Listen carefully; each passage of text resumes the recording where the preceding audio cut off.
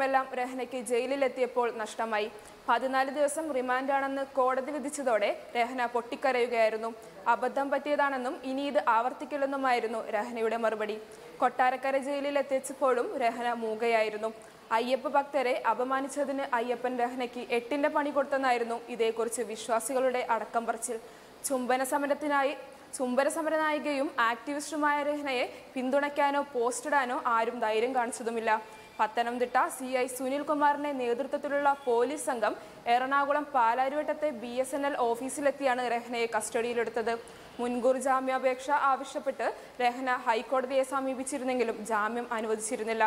എന്നാൽ ഇതിനുശേഷവും രഹ്നയെ അറസ്റ്റ് ചെയ്തില്ലെന്ന് ചൂണ്ടിക്കാട്ടി രാധാകൃഷ്ണ മേനോൻ ഹൈക്കോടതിയിൽ സമർപ്പിച്ച കേസ് പരിഗണിക്കാനിരിക്കവെയായിരുന്നു അറസ്റ്റ്.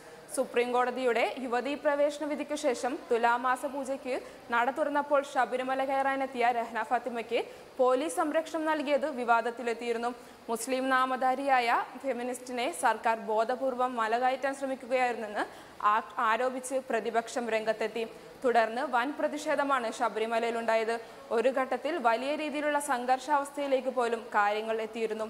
അതേസമയം രഹ്ന കസ്റ്റഡിയിൽ വേണമെന്നാവശ്യപ്പെട്ടുള്ള പോലീസിന്റെ അപേക്ഷ കോടതി പരിശോധിക്കാനിരിക്കുകയാണ്.